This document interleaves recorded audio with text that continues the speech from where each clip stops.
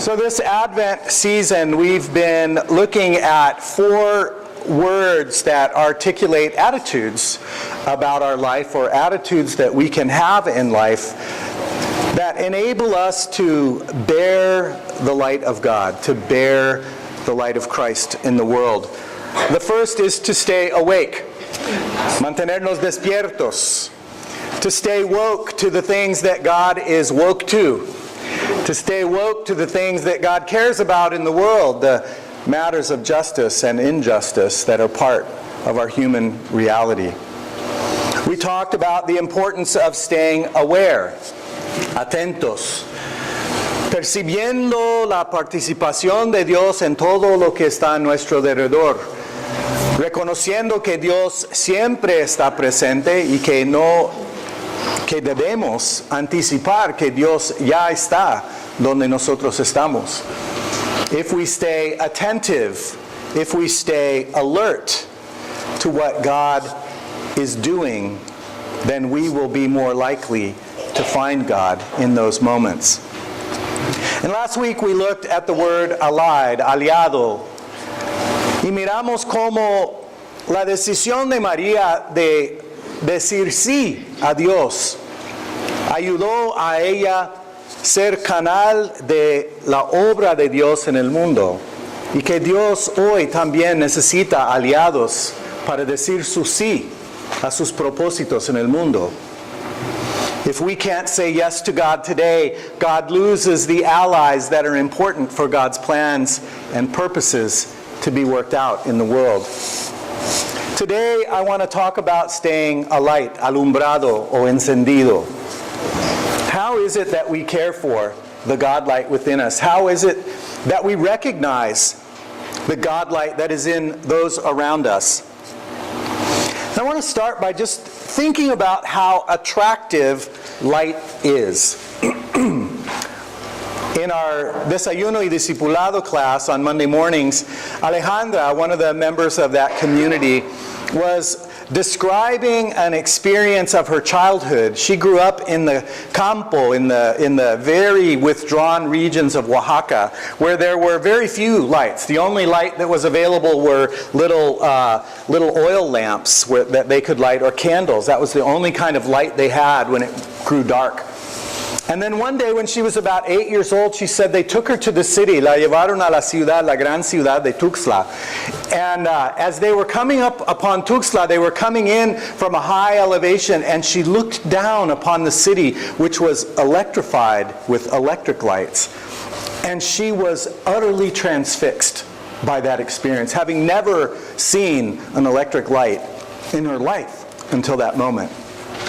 And that her family kept going down the trail into the city, and they'd have to go back and get her because she would just stop in her tracks, completely wonder-filled at what she was looking at.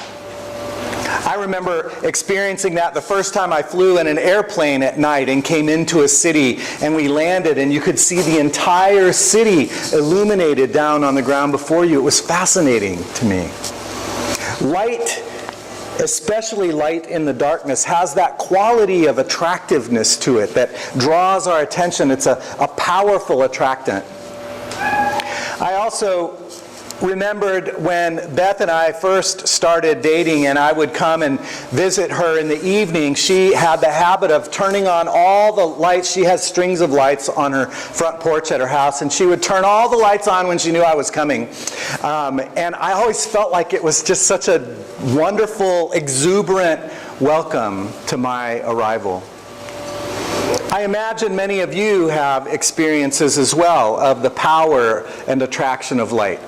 Imagino que también tienen algunas experiencias, y quisiera darles un breve minuto para compartir una de esas experiencias con alguien en su alrededor. Talk to somebody around you. Just share one experience of the power or attraction of light in your own life. So take just a couple of minutes to share that with each other as we consider what it means to be a light in God.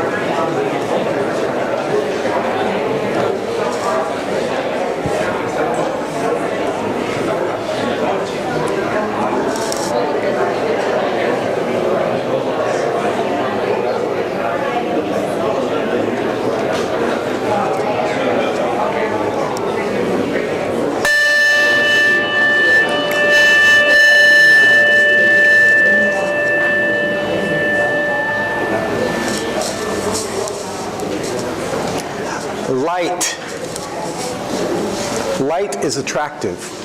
Moths are drawn to the light. The gospel writer, John, says that in Jesus was life, and that life was light for all of humanity. En Jesús habitaba la vida, y la vida era luz para toda la humanidad. Luz y vida, vida y luz. We know now from the study of the universe and physics that our sun, and the light that it generates is singularly responsible for all life on this planet. If we did not have light, there would be no photosynthesis.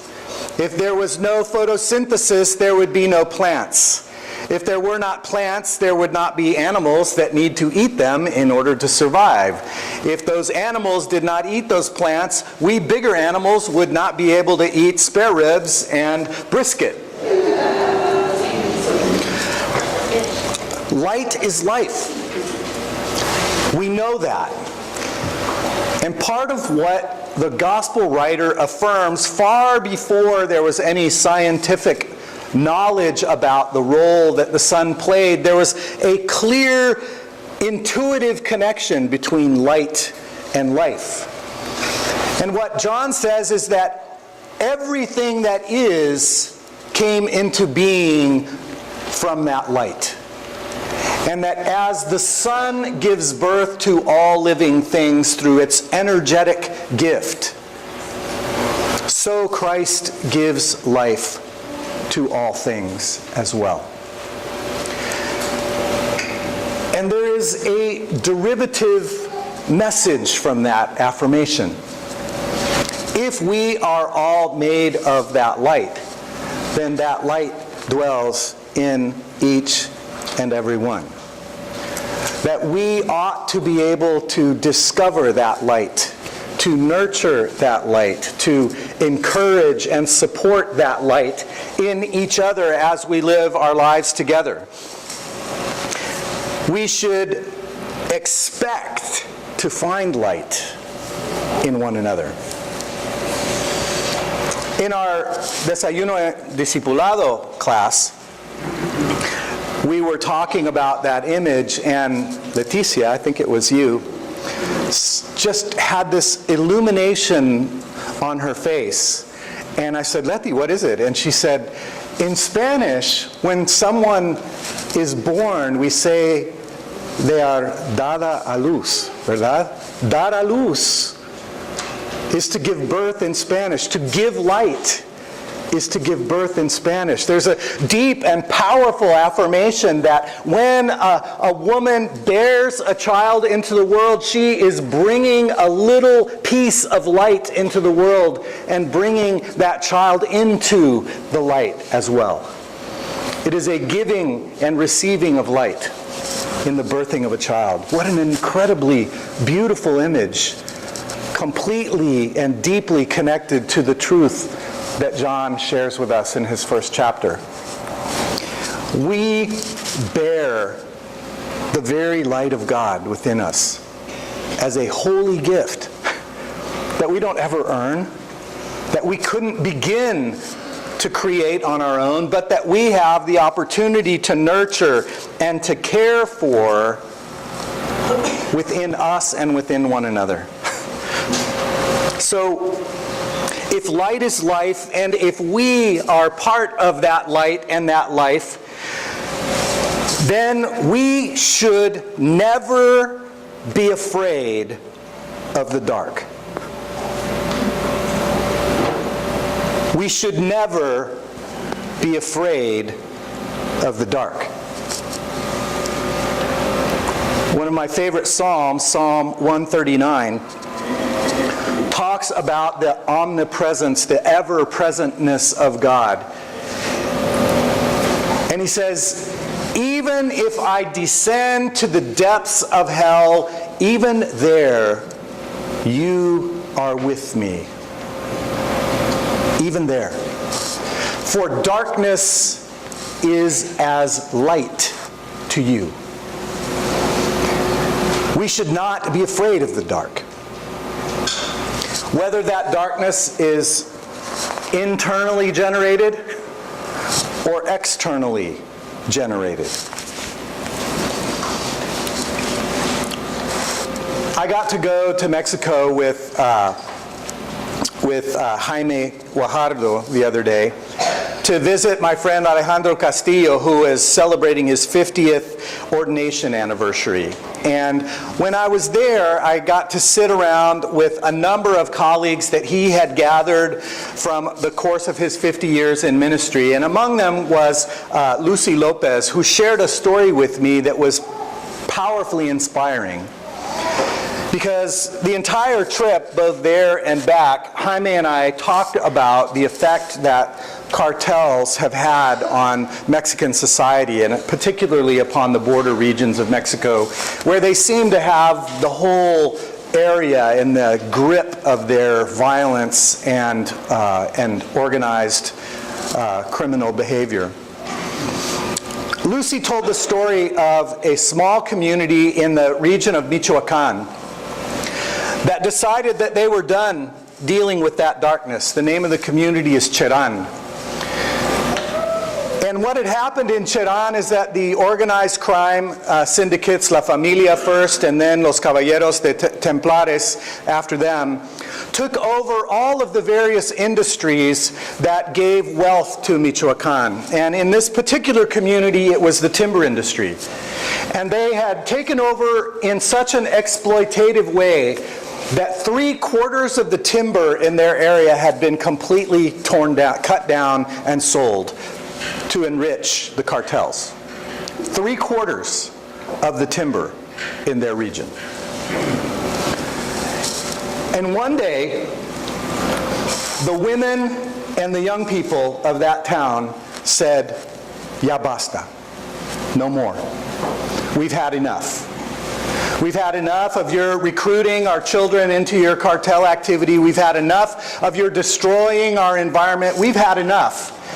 And so they set up blockades on the highway and stopped the logging trucks and pulled the drivers out and put them under house arrest by the people themselves of the community, which was the first volley in what became a back and forth effort, which they attempted to pull the Mexican authorities in to help out, but the political parties were so corrupted by the cartels that they often got no response, and they had to create their own ways of policing their community. They had to create their own barricades and perimeters around their community to protect themselves from the violence of these cartels.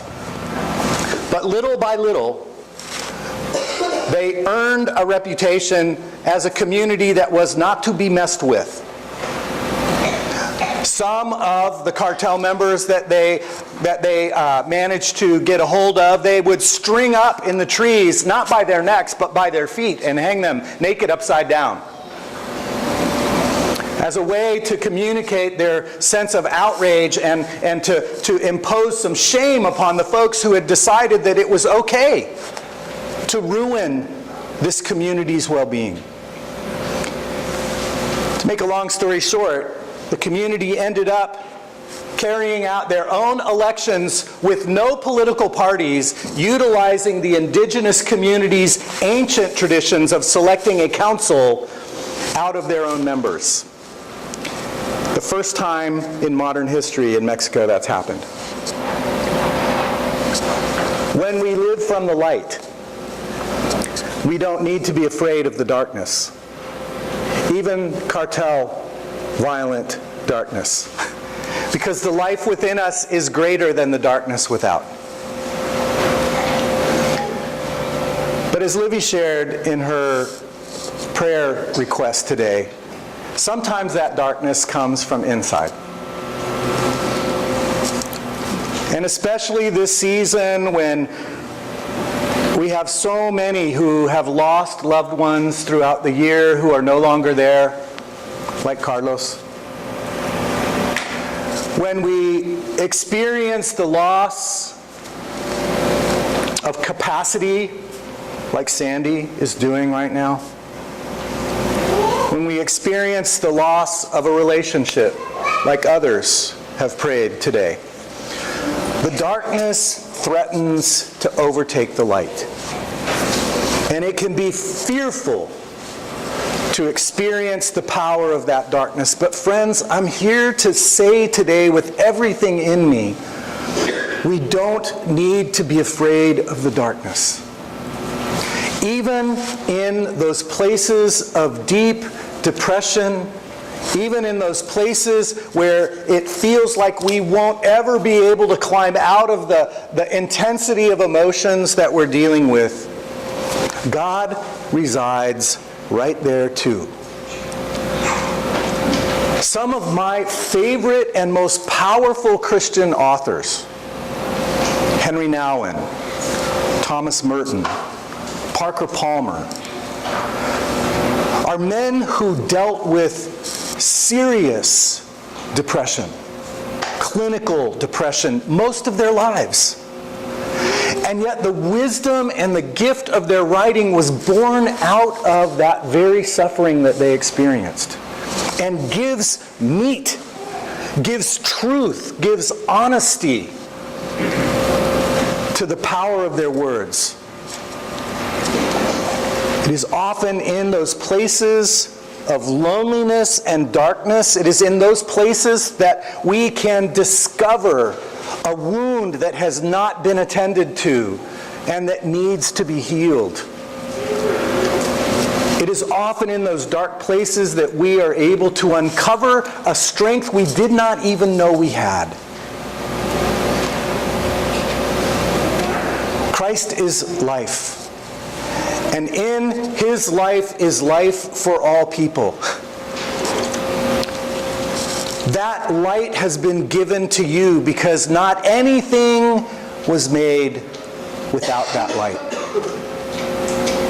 Therefore, no tengan miedo de la oscuridad. No tengan miedo de las tinieblas. Porque como dice el salmista, aún en la oscuridad brilla Dios. My prayer for you, and especially for those we know who dwell this Christmas in a dark place, is that the light of that hope will hold you secure even in the darkness. Let us pray. Oremos.